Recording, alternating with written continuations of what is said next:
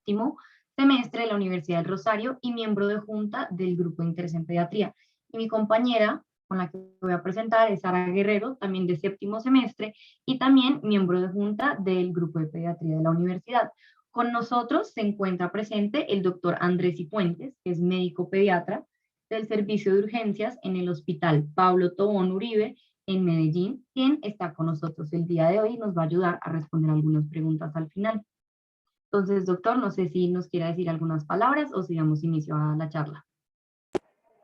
Buenas noches, ¿cómo están? No, muchas gracias por la invitación. Por aquí voy a estar pendiente de la charla de ustedes. Me parece muy bueno pues estas actividades académicas que están desarrollando. Mucha suerte. Listo, muchas gracias, doctor. Entonces, iniciamos.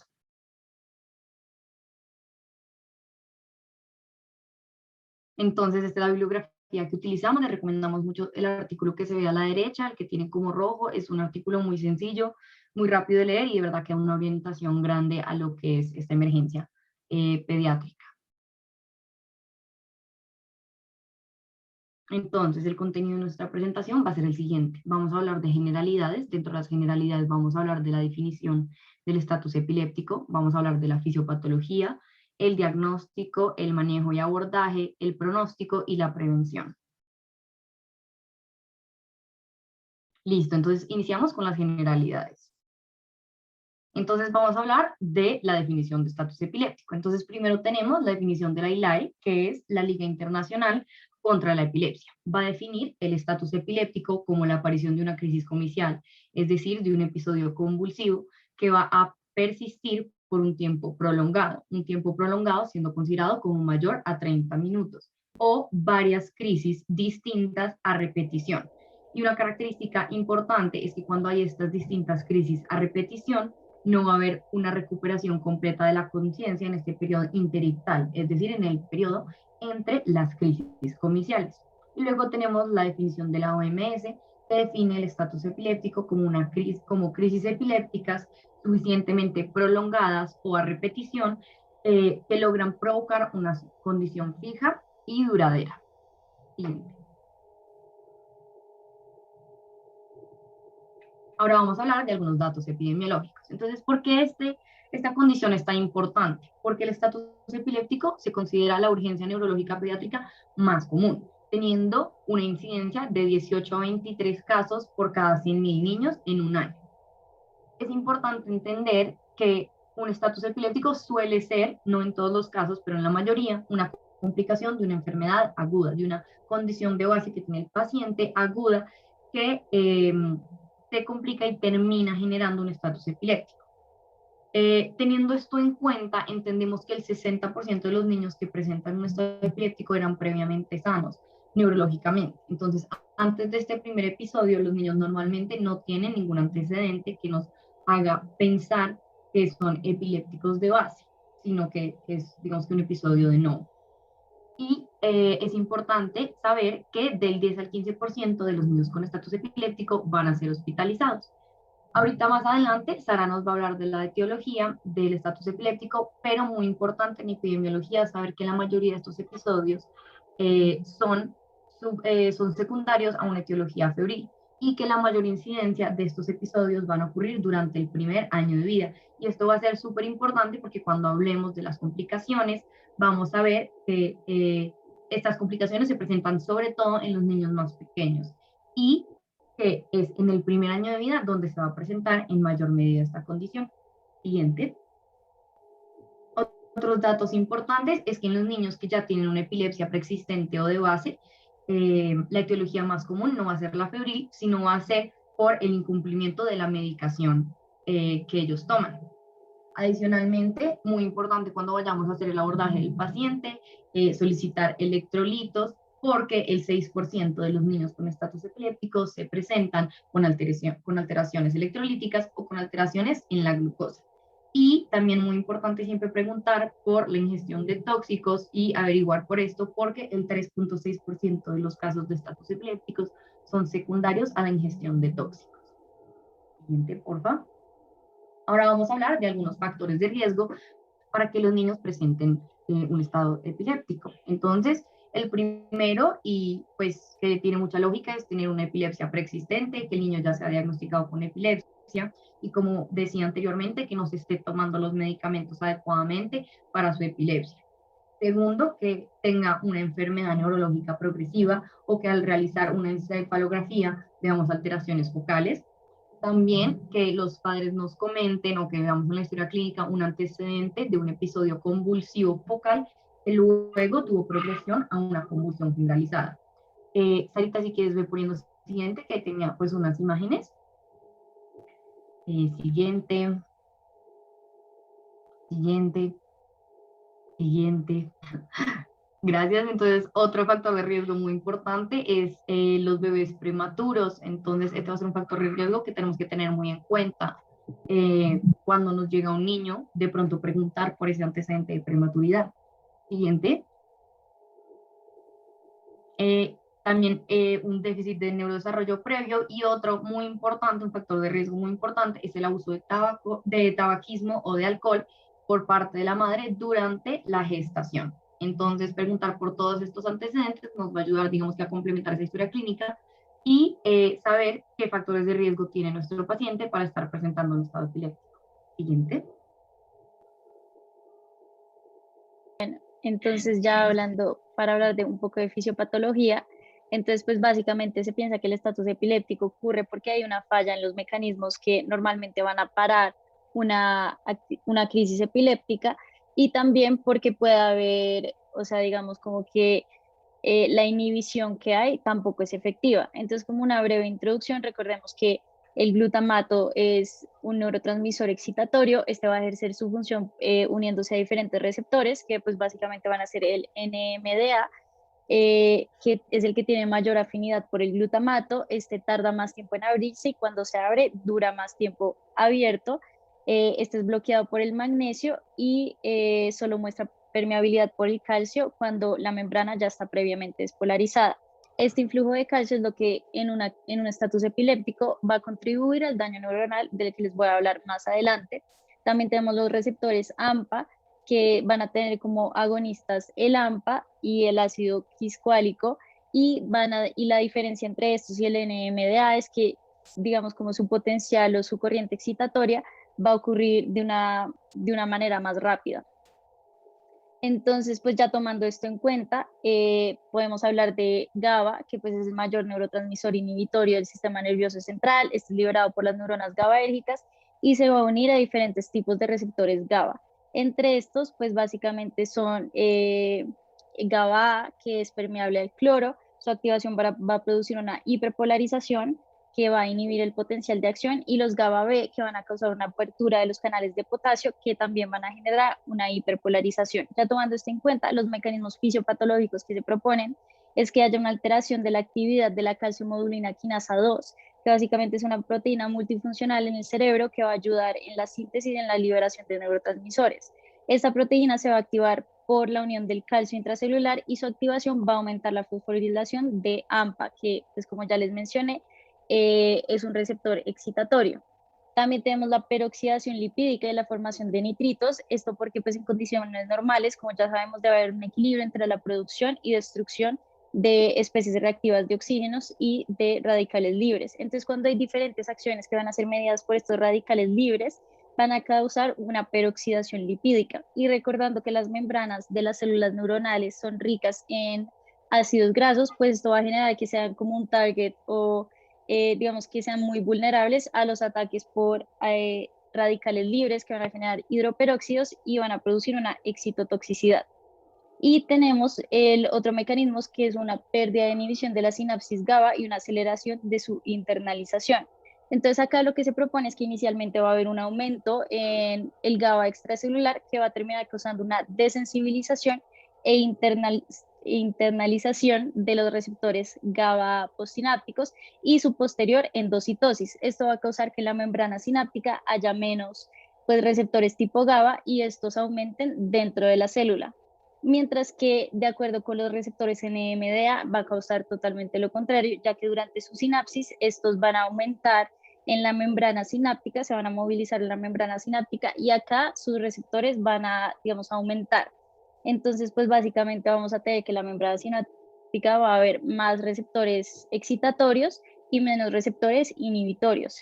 Esto digamos que también puede explicar el efecto de los fármacos, ya que en los primeros 5 minutos o en la fase aguda de la actividad epiléptica, sí va a haber una sensibilización o digamos los fármacos como lo serían los agonistas de GABA, como las benzodiazepinas, van a poder ejercer su función. ¿Por qué? Porque al inicio hay un aumento de GABA, pero ya cuando se va, digamos, va pasando el tiempo, ya pasan los 5 minutos, ya pasamos de esa fase aguda de la actividad epiléptica, como estos receptores de GABA van a disminuir, entonces ya las benzodiazepinas no van a tener el mismo efecto y se va a generar una farmacoresistencia a estos, entonces ya las benzodiazepinas no nos van a funcionar en esa primera etapa. Ya cuando estas neuronas son despolarizadas, entonces los iones de magnesio van a bloquear los canales de salida, va a haber mayor entrada de sodio, de calcio, esto va a llevar a una cascada de eventos citotóxicos que pues básicamente van a llevar a una lesión neuronal, lisis y muerte celular, que pues clínicamente pues nos puede llevar a secuelas neurológicas adversas. Y los factores que, digamos, van a contribuir a que estas secuelas neurológicas aparezcan, pues incluyen edad, la duración de la crisis convulsiva y las enfermedades neurológicas subyacentes que tenga el paciente. Y ya, pues básicamente todo lo que les mencioné anteriormente va a generar unos cambios fisiopatológicos. Entonces, en la primera fase, los mecanismos compensatorios van a estar funcionando correctamente. Entonces, va a haber un aumento del flujo sanguíneo cerebral, mayores necesidades de oxígeno y de glucosa, mayor lactato, mayor glucosa. Y ya cuando nos vamos a la fase 2 pasan más de 30 minutos, entonces estos mecanismos compensatorios van a fallar. Entonces ya no vamos a tener, va a haber una disminución en el flujo sanguíneo cerebral, va a haber una vasodilatación, va a haber hipoxia. Esto va a llevar a diferentes alteraciones hidroelectrolíticas, digamos que generando todas las secuelas o digamos como los peores desenlaces, incluso pudiendo llegar a pues a una falla cardíaca. Ya de acuerdo con la clasificación, entonces pues básicamente la ILAE va a proponer una clasificación en 4 ejes: semiología, electroencefalograma, edad y etiología. Entonces, de acuerdo con la semiología, estos van a funcionar en base a 2 criterios: una actividad motora y una alteración del estado de conciencia. De acuerdo con la actividad motora, entonces pues vamos a ver si hay síntomas motores prominentes. Esto básicamente representa todas las formas convulsivas que puede haber, y síntomas motores no prominentes, es decir, las formas no convulsivas. De acuerdo con la actividad electroencefalográfica, entonces podemos ver la localización, si es generalizado, el patrón, la morfología, las características relacionadas al tiempo, entonces básicamente la frecuencia, la duración y el efecto de la intervención o de la medicación en la descarga. Y de acuerdo con la edad, entonces si está ocurriendo en un lactante o en niños de 2 a 12 años o en adolescentes ya de 13 a 59 años o en ancianos que son mayores de 60 años. Y de acuerdo con la etiología, entonces vamos a tener diferentes etiologías, como lo había mencionado Sofía. La etiología febril es la más común, además de eso tenemos otras etiologías diferentes, infecciosas, metabólicas, tóxicas, por trauma. Entonces digamos que es importante tenerlas en cuenta.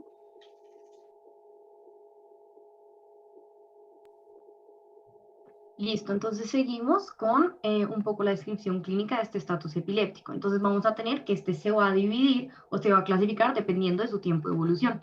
Iniciamos con el estatus convulsivo incipiente o prodrómico, que es el que dura hasta 5 minutos, es decir, los primeros 5 minutos desde el inicio de una crisis comicial.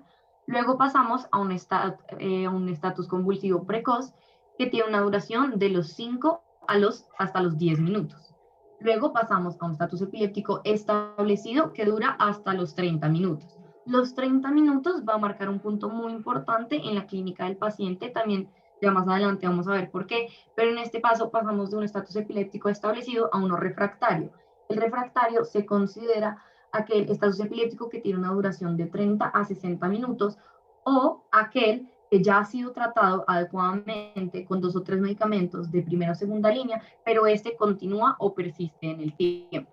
Y finalmente tenemos el estatus epiléptico, que se conoce como un superrefractario, que es aquel en el que luego de la administración de un anestésico, aquí me estoy adelantando, digamos, un poco a lo que vamos a ver más adelante en la parte del tratamiento. Entonces, cuando veamos ese enfoque de tratamiento ya lo van a entender mejor, pero entonces este superrefractario va a ser ese estado en el que luego de la administración de un anestésico, que es como el tratamiento de última línea para el estatus epiléptico, luego de las 24 horas, este estado epiléptico va, o sea, continúa o recurre. Es decir, que luego de que empecemos a suspender el medicamento anestésico, el estado convulsivo vuelva y aparezca. Entonces vamos a tener esta estadificación clínica según la evolución de nuestro paciente en el tiempo.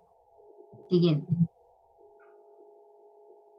Entonces, esta es una imagen que me gustó mucho para que se la graben, la guarden si quieren, y es como las etapas que tenemos en la clínica del estado convulsivo y el tiempo relacionado a esta, y adicionalmente el tratamiento a utilizar dependiendo del estadio clínico donde estemos. Como les digo, ya más adelante lo vamos a poder correlacionar con el tratamiento una vez lo veamos. Siguiente. Entonces ahora vamos a hablar de la temporalidad para los distintos tipos de estatus epiléptico. Entonces vamos a tener dos momentos muy específicos a los que les vamos a llamar T1 y T2. Entonces T1 es el momento en el tiempo en el que debemos iniciar el tratamiento óptimo para el tipo de estatus epiléptico que tenemos. Entonces a los 5 minutos debería administrarse el tratamiento para convulsiones generalizadas tónico-clónicas.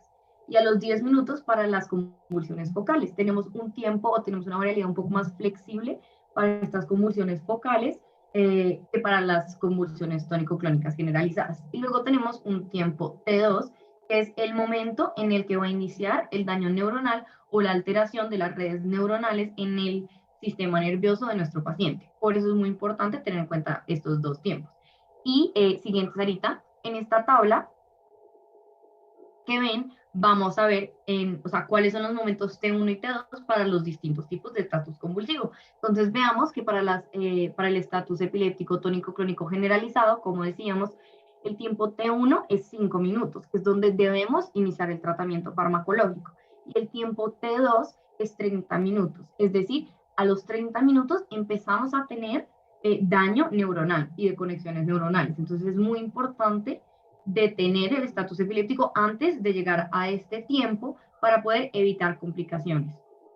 Luego vemos el estatus epiléptico focal, en donde el tiempo T1 es 10 minutos y el tiempo T2 es 60 minutos. Entonces digamos que podemos ser más flexibles o tenemos un poquito más de tiempo para actuar en un estado epiléptico focal versus el estado epiléptico tónico-clónico. Y luego tenemos el estado epiléptico no convulsivo, donde tenemos aún más tiempo. En este es importante saber que el tiempo T2 todavía es desconocido porque no se tienen suficientes estudios para comprobar cuándo es este tiempo en donde empiezan a aparecer las complicaciones. Siguiente. Entonces ahora vamos a hablar del diagnóstico. Entonces, el diagnóstico se basa en la identificación de las convulsiones continuas o recurrentes y es fácil de identificar por los movimientos del paciente y por la presentación clínica del paciente. Entonces, básicamente el diagnóstico que vamos a hacer es un diagnóstico clínico. No obstante, ¿cuál es la parte más importante del diagnóstico? No es solo identificar el estatus epiléptico, sino es intentar identificar la etiología subyacente del estatus epiléptico. Entonces, a eso es a lo que nos vamos a enfocar cuando nos llega un paciente a urgencias con un estatus epiléptico. Y algo muy importante, y quizá lo que yo más quisiera que se les quedara de toda esta charla, es que el diagnóstico y el tratamiento se deben realizar de forma simultánea y de forma inmediata. De ninguna manera el diagnóstico debe retrasar el inicio del tratamiento, por lo que ya vimos, tenemos un tiempo T1 donde debemos iniciar el tratamiento y un tiempo T2 donde lo debemos evitar a toda costa para evitar complicaciones neurológicas en nuestro paciente. Entonces, lo primero que vamos a hacer, como les venía diciendo, es enfocar en generar un diagnóstico etiológico. Lo primero que tenemos que hacer es buscar las posibles causas mortales de un estatus epiléptico, como son la hipoglicemia, las intoxicaciones, los tóxicos, unas infecciones sistémicas o la meningitis y lesiones cerebrales que nos incrementen la presión intracraneana y que ocupen espacio dentro del cráneo que nos puedan generar como un daño cerebral mayor. Siguiente. Entonces, ¿qué vamos a hacer? Dentro de los primeros 5 minutos tenemos que lograr una historia clínica completa. Como nuestros pacientes son pediátricos, normalmente vienen acompañados de sus padres o de algún cuidador, por lo que las preguntas van a ser enfocadas en ellos y normalmente los niños no nos pueden proveer la información. Entonces, lo primero que debemos preguntar es, ¿cómo inició esta crisis? ¿Cuánto duró y cómo evolucionó? Lo segundo es, averiguar por características del evento y de la crisis, si empezó focal y luego progresó a una generalizada, si el niño venía con algo antes, si los padres lograron identificar algún comportamiento en el niño. Debemos identificar algunos factores precipitantes. Entonces, el niño ya tenía una fiebre, si los padres saben si ingirió algún tóxico, bueno, etcétera, si está teniendo una reacción alérgica y demás. También debemos determinar antecedentes importantes en el niño, entonces si pronto hubo un traumatismo, si el niño estuvo involucrado en un trauma, de pronto averiguar si hay maltrato infantil, revisar la historia clínica, porque nunca podemos descartar esta etiología. Debemos averiguar también si el niño tiene una epilepsia preexistente y demás condiciones. También antecedentes como la prematuridad, de que hablábamos, todos esos factores de riesgo que hablábamos al principio, debemos preguntarlos en este momento para saber qué es lo que está sucediendo con nuestro paciente. Siguiente. Bueno, entonces ya de acuerdo con el examen físico, tenemos que partir de que esto es una emergencia médica. Entonces la evaluación que hagamos tiene que pasar en paralelo con el manejo del tratamiento que se le va a hacer al paciente. Entonces acá, ¿qué es lo que vamos a evaluar? Vamos a evaluar hallazgos que puedan sugerirnos una causa. Entonces, si el paciente tiene rasgos dismórficos, hallazgos en la piel, como parches, angiofibromas, si tiene signos de aumento de presión intracraneal, signos de trauma o rigidez nucal que nos pueda sugerir una infección, o si tiene hepatosplenomegalia. Además de esto, tenemos que hacer un examen neurológico enfocado, en donde básicamente vamos a evaluar la actividad convulsiva como tal. Entonces, ¿qué tipo de movimientos está teniendo el paciente? Si son tónico-clónicos, mioclónicos, si hay una alteración del estado de conciencia, y también vamos a evaluar hallazgos que sean sugestivos del tipo de convulsión, es decir, si esta es, digamos, como convulsiva o si es más como una convulsión de ausencia en donde el paciente no responde o tiene una mirada fija. Listo, entonces siguiendo con este examen físico, también en los primeros 5 minutos debemos realizar un examen neurológico rápido para poder clasificar el estatus epiléptico. Entonces, tenemos que hacer una exploración neurológica completa, vamos a evaluar las pupilas, tenemos que calcular la escala de coma de Glasgow para saber pues qué estado de conciencia tiene el menor, tenemos que evaluar la presencia de alteraciones focales, posturas anormales que tenga el niño, signos meningios, debemos inspeccionar las fontanelas, muy importante sobre todo en pacientes lactantes, y algo muy importante es que la existencia de focalidad neurológica o un retraso en la recuperación del nivel de conciencia en el niño indica la necesidad de toma de una neuroimagen. Ya vamos a hablar en específico cuáles son las indicaciones para cada neuroimagen, pero esta es una muy importante. Siguiente. Listo, entonces acá es como evaluamos los signos meningios, estos ya lo sabemos, la rigidez nucal, vamos a hacer el signo de Kerning, donde elevamos la pierna y el paciente va a tender a flexionarla, modo de reflejo, el signo de Brunzinski, donde vamos a elevar la cabeza y también a modo de reflejo el niño lo que va a hacer es flexionar las rodillas de forma refleja al mismo tiempo que estamos flexionando la cabeza. Listo. Entonces, esto también debe ser durante los primeros 5 minutos, todo esto. Lo que estamos hablando debe ser durante los primeros 5 minutos, por lo que debemos ser muy rápidos. Entonces, tenemos que valorar según el ABC, esto también es parte del tratamiento y lo vamos a hablar más adelante. Entonces, debemos evaluar la vía aérea, que el paciente esté respirando bien y que haya adecuada circulación. También debemos evaluar al paciente para verificar la exposición a tóxicos, que van a ser una de las causas más frecuentes, como vimos, los traumatismos o posibles infecciones que nos generen una sepsis. Siguiente. Listo. Entonces, eso todo tiene que ser en los primeros 5 minutos. Y, como decíamos, el tratamiento se debe realizar de forma inmediata. Solicitar para clínicos, como los que vamos a solicitar al ingreso, no deben retrasar el inicio del tratamiento, pero sí nos van a ayudar a buscar la causa subyacente del estatus epiléptico. Entonces, estos son algunos de los paraclínicos que se recomienda tomar de ingreso. Entonces, glicemia, porque hablábamos de que la hipoglicemia es una de las causas que nos puede generar un estatus epiléptico. Un hemograma para ver presencia de infección y otros factores. Tenemos que hacer pruebas de función renal y hepática, vamos a evaluar electrolitos. También hablamos en epidemiología que las alteraciones electrolíticas también conformaban una causa importante de estatus epiléptico, gases arteriales, a ver si tenemos alguna acidosis y demás, pruebas de amonio, vamos a ver también pruebas para algunos tóxicos, a ver si tenemos intoxicación. En sospecha de una infección, de una sepsis, vamos a solicitar una punción lumbar. ¿Por qué? Vamos a hacer una tensión de Gram, vamos a solicitar una prueba, una PCR, una proteína se reactiva y vamos a poder hacer cultivo de líquido cefalorraquídeo para evaluar una infección, pues un cuadro de infección, sobre todo si hay una meningitis. También vamos a solicitar una punción lumbar si sospechamos una hemorragia o si no tenemos recuperación del estado de conciencia luego de administración de tratamiento. Siguiente.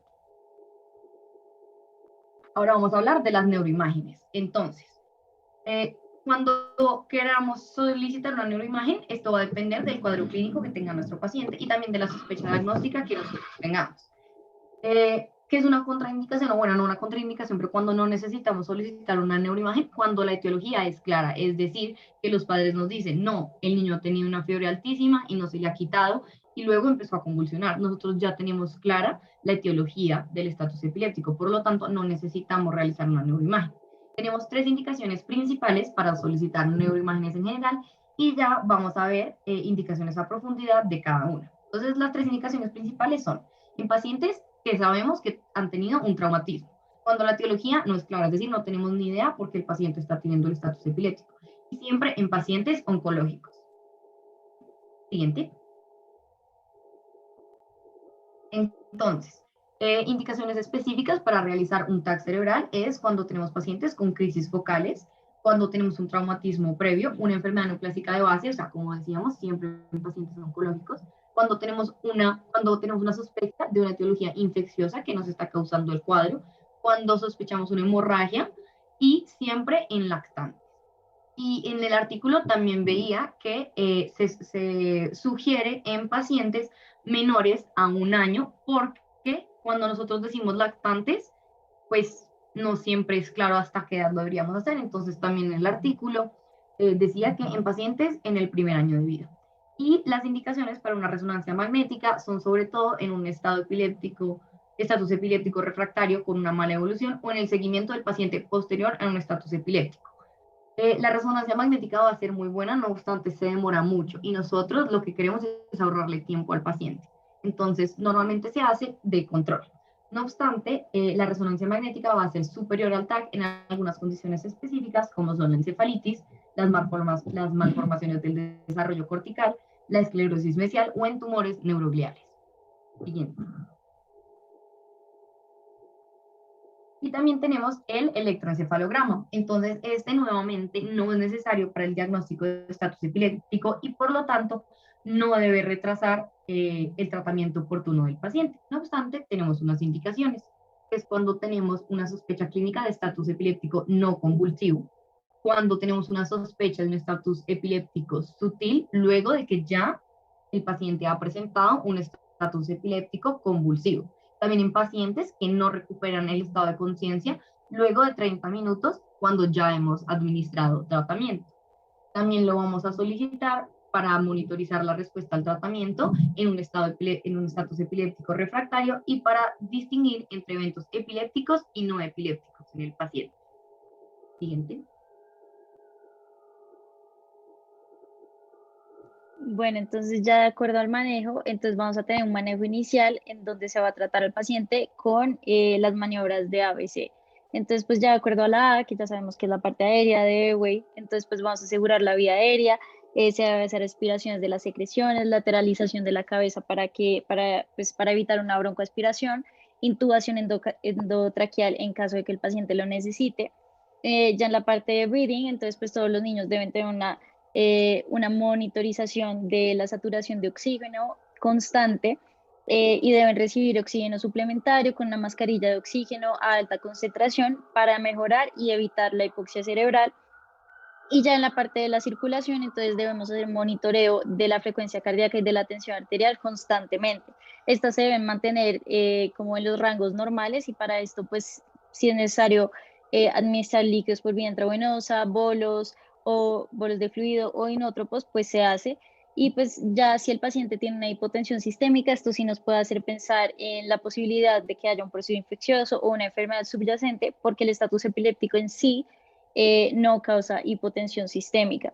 Y pues también se debe establecer un acceso intravenoso para darle pues, los medicamentos, los fluidos, para de ahí extraer muestras de sangre.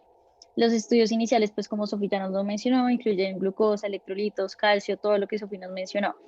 Y pues ya la dirección de líquidos que vamos a administrar va a depender del metabolismo y de la glucosa del paciente. Entonces, en un paciente que tiene hiperglucemia, pues básicamente no va a requerir tratamiento como tal, salvo que sean diabéticos, sino que pues usualmente aquí ya se administra suero fisiológico.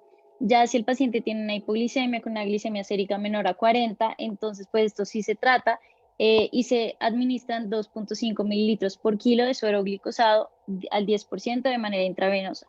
Ya en pacientes que tengan diabetes y además de esto tengan hipoglicemia, que se presenten emergencias de tos con convulsiones, pues puede que el tratamiento no necesariamente sea con antiepilépticos, sino son más tratados con glucosa.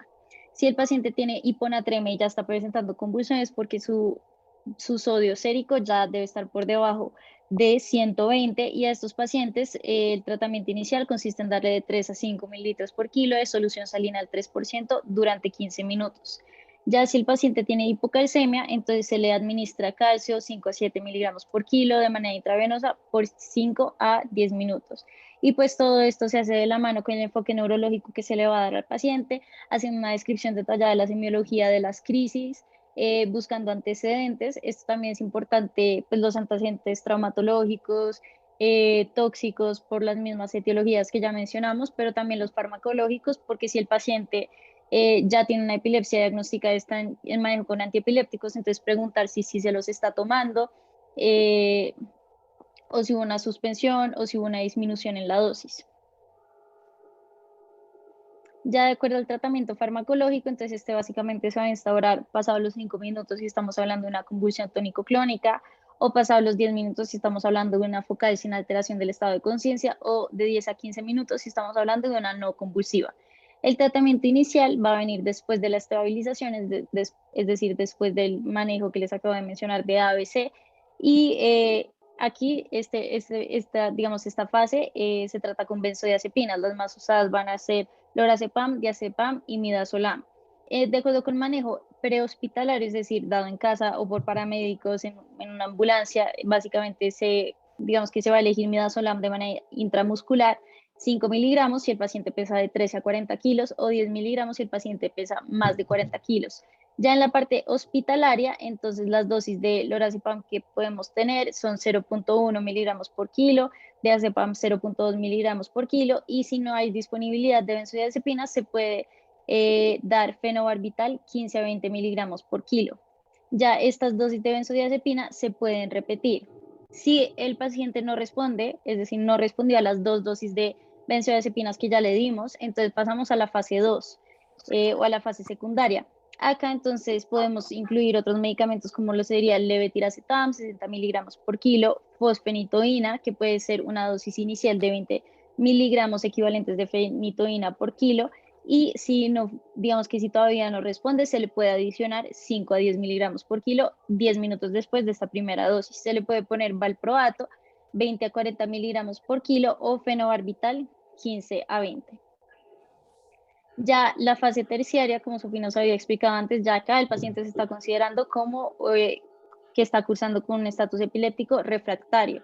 Entonces ya acá entonces podemos incluir otros tipos de medicamentos como lo sería el propofol, el tiopental o medicamentos que se vayan a dar ya a dosis anestésicas. Entonces acá primero es muy importante tener en cuenta el estado hemodinámico del paciente, sobre todo porque medicamentos como el pentobarbital, el propofol, que son depresores del sistema cardiovascular, pues digamos que pueden generar complicaciones y exacerbar, por ejemplo, una hipotensión. Ya a este punto, el paciente ya debería tener intubación orotraqueal, ventilación mecánica, una consulta neurológica de emergencia si no se pidió ya.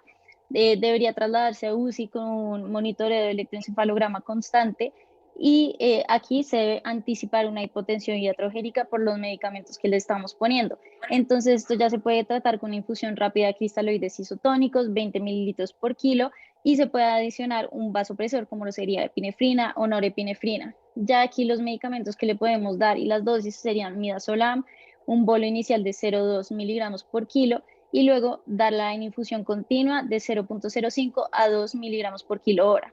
Los barbitúricos, como pentobarbital, podemos dar un bolo inicial de 5 a 15 miligramos por kilo, seguido de una infusión continua de 0,5 a 5.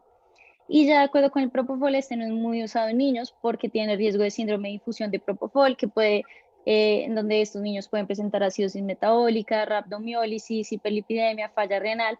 Entonces, pues no es muy usado, pero se ha visto que el riesgo de estos efectos adversos puede disminuir si las dosis que se le dan de Propofol son menores a 5 miligramos por kilo hora. Y la administración de Propofol es contraindicada si el niño viene con dieta cetogénica. Ya cuando las convulsiones empiezan a cesar, entonces se le mantiene un monitoreo electroencefalográfico durante 24 48 horas. Cuando las convulsiones, digamos que cesan, entonces las dosis de midazolam o de pentobarbital se van reduciendo. Ya si vuelven a aparecer nuevas convulsiones, entonces las dosis pueden volver a aumentar de nuevo. Y ya de acuerdo con la dieta cetogénica, esta básicamente es una terapia coadyuvante no farmacológica que ha demostrado ser efectiva en pacientes con estado epiléptico súper refractario. Pues estas son dietas con alto contenido de grasa, bajo en carbohidratos y adecuadas proteínas. Para que un paciente, digamos, como que pueda iniciar esta dieta, se le pide un hemograma, un perfil metabólico, lipídico, amilasa, lipasa, vitamina D, una consulta por nutrición y se le descontinúa la fórmula enteral que tenga. Como efectos adversos, pues se ha reportado neumonía por aspiración, reflujo gastroesofágico, constipación, hipertrigliceridemia y acidosis. Y como contraindicaciones, tenemos si el paciente tiene una condición metabólica inestable, inestabilidad hemodinámica, si tiene alguna coagulopatía, pancreatitis, insuficiencia hepática, hiperlipidemia, o se le administró Propofol en las últimas 24 horas. Digamos, son algoritmos que encontramos, que nos gustaron, que pues básicamente lo que hacen es mostrar como un resumen de lo que ya se le explicó y dependiendo del tiempo que ha pasado desde que empezó la actividad convulsiva.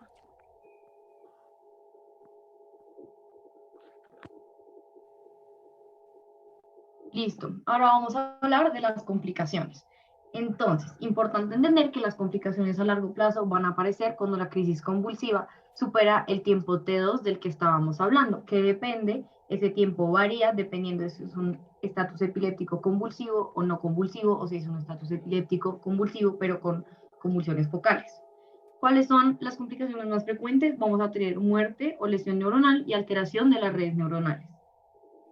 Importante saber que el tipo y la severidad de las complicaciones que vamos a tener dependen no solo de la duración del estatus epiléptico, sino también de la etiología subyacente que nos generó pues las convulsiones. Y que en la mayoría de los casos las complicaciones van a depender solo de esa etiología y no del estatus epiléptico por sí solo. También debemos recordar que dijimos que el estatus epiléptico ocurre sobre todo en poblaciones pediátricas pequeñas, es decir, en pacientes en el primer año de vida, y esto nos va a como generar mayor riesgo de complicaciones y de tener un peor pronóstico a futuro. ¿Listo?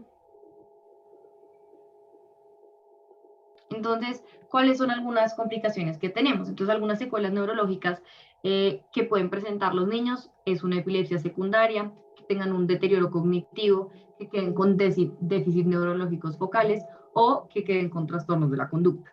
Y la complicación más peligrosa va a ser la mortalidad. A corto plazo vamos a tener una mortalidad de 2.7 a 5.2% en niños en general. Y en pacientes que son llevados a UCI, es decir, en estos que tienen un estado epiléptico refractario, la mortalidad va a incrementar hasta un 8%. Siguiente. Entonces, lo que veníamos diciendo, el pronóstico va a variar dependiendo de varios factores. Tenemos 3 factores principales, que va a ser la edad del paciente, la causa subyacente y la duración del estatus epiléptico. Según estos 3 factores, vamos a tener un mejor o peor pronóstico. Entonces tenemos que la etiología causal va a ser el primer determinante de mortalidad. Va a ser muy diferente tener un paciente que tiene un estatus epiléptico por una fiebre, que digamos que vendría siendo algo más benigno, a tener un paciente que tiene un estatus epiléptico por por un trauma cráneoencefálico. Luego vamos a tener que los pacientes con estatus epiléptico agudo y sintomáticos van a tener mayor probabilidad de muerte. La mortalidad adicionalmente aumenta cuando llegamos a tener un estatus epiléptico refractario. Por esto es muy importante tener un tratamiento oportuno y a tiempo. Y tenemos que a menor edad es más, o sea, tendremos un peor pronóstico, que el sexo femenino normalmente también tiene peor pronóstico y que una larga duración de un estatus epiléptico se relaciona con un peor pronóstico. Siguiente.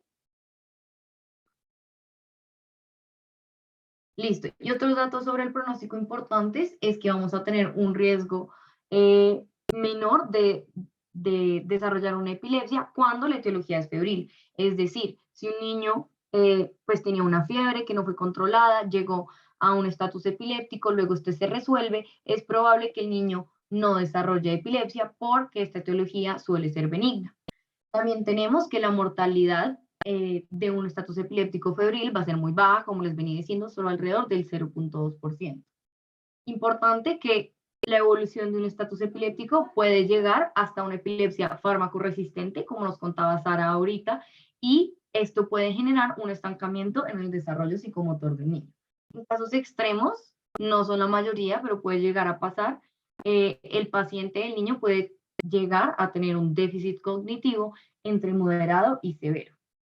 También es muy importante entender que cuando un niño se presenta con un estatus epiléptico no convulsivo, va a tener mejor pronóstico que un niño que tiene un estatus epiléptico convulsivo.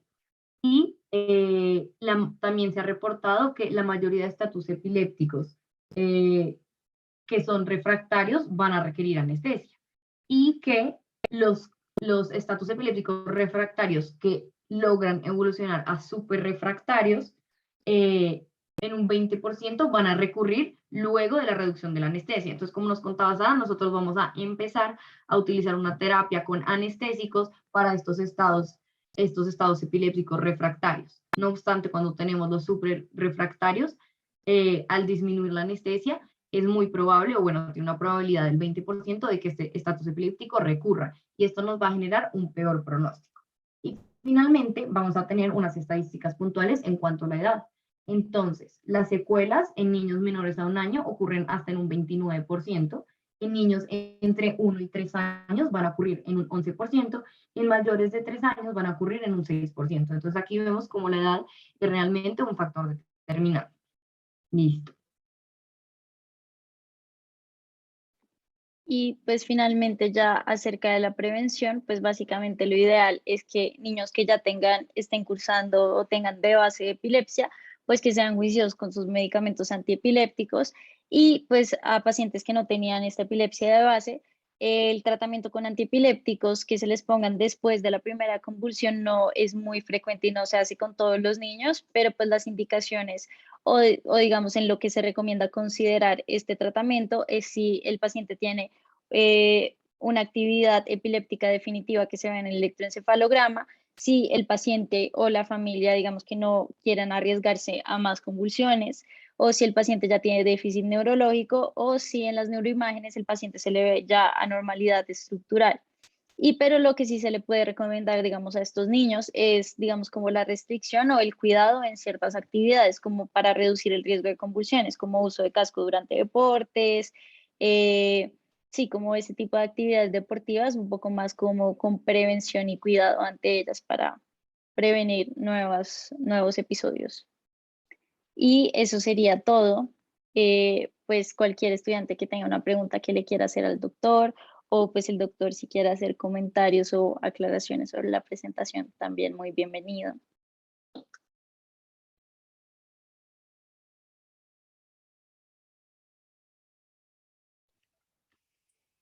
Hola, muy buena la presentación, las felicito. Eh, pues quería pues como aclarar varias cositas. Pues me tocó ausentarme como 5 minuticos de la presentación, pero volví a ingresar, pero estuvo muy bien enfocada. Como decía Sofía, pues la mayoría de las crisis convulsivas de los estatus epilépticos en niños son precipitados por fiebre, ¿cierto? Generalmente su primer episodio de convulsión febril es un estatus epiléptico. Esos, como ella misma lo mencionó, son los más benignos, con poca frecuencia dejan secuelas, son los que sorprenden mucho pues como a los papás, y generalmente una vez resuelto el estatus convulsivo, que resuelve generalmente con las primeras líneas de manejo, los niños quedan sin secuelas y tienen electros normales en la valoración. generalmente hay un antecedente de convulsiones febriles en la familia, en este tipo pues como de pacientes. Nosotros aquí en el Palo Tobón Uribe con mucha frecuencia vemos el otro tipo de niño, que es el niño que ya viene medicado, que tiene una epilepsia diagnosticada de base, ya sea focal o generalizada, o vienen ya con dieta cetogénica. Como somos un centro pues, de alta complejidad, ya el paciente ya es como de nuestra institución. Entonces, con más frecuencia vemos este tipo de paciente que recae pues, en estatus convulsivos.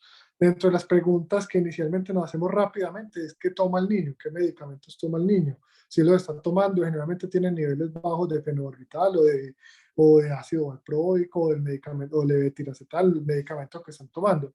Entonces, después de colocar obviamente el midazolam, la línea a seguir es colocar ese medicamento venoso, ¿cierto? El ácido valproico, el levetiracetam, o sea, eso nos va a orientar rápidamente.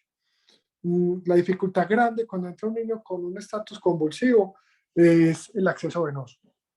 Con frecuencia es una dificultad, ¿cierto? Hay unas guías pues, internacionales inclusive que hablan del midazolam intranasal. Es un midazolam más concentrado que la presentación que vemos nosotros, que viene en la ampolla de 5 miligramos en 5 centímetros. Viene más concentrada esta para que no tenga tanto volumen intranasal. Tiene muy buena opción y tiene INVIMA. De pronto algunas partes lo pueden conseguir, aquí no. Pues, en el hospital de nosotros no lo tenemos. Usamos con mucha frecuencia el midazolam intrarrectal cuando no tenemos acceso venoso o colocamos intraóseo. Como lo mencionaron ustedes, pues obviamente la ABS es fundamental. Más que un examen neurológico rápido, completo, hay que decidir rápidamente las cosas a hacer. O sea, como lo mencionó Sofía también en una de las diapositivas, es haciendo el diagnóstico y de una vez interviniendo.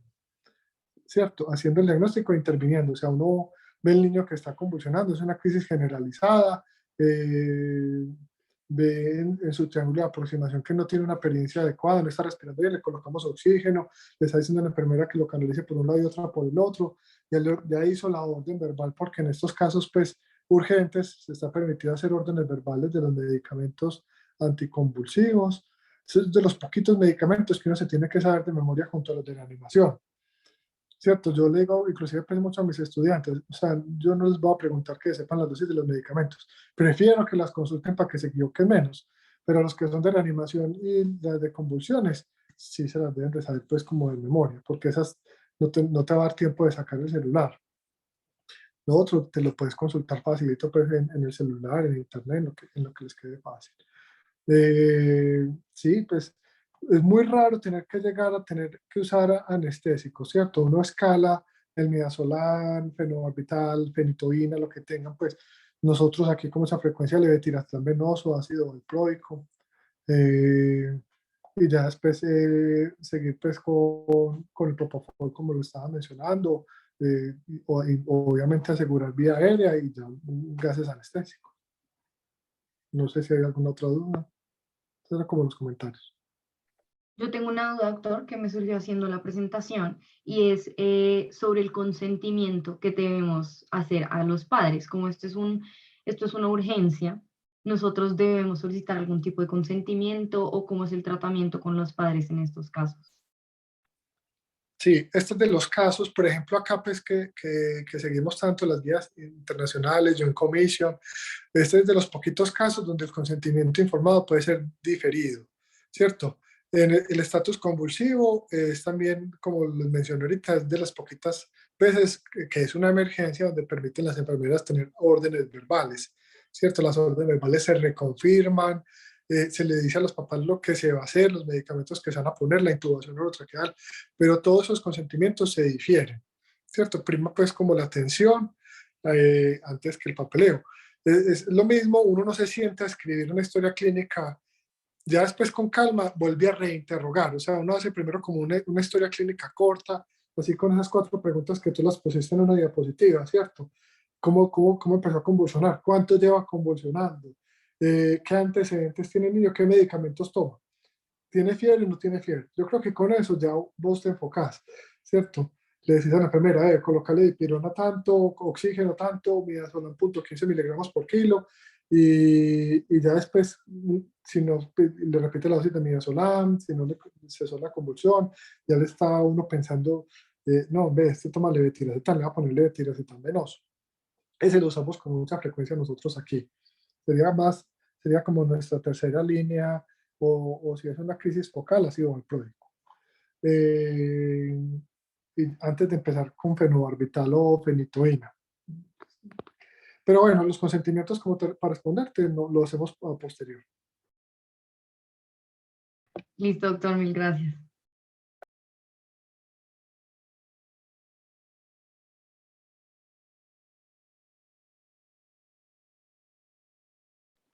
Bueno, doctor, entonces pues muchas gracias por acompañarnos en esta charla y por aclararnos tantas cosas.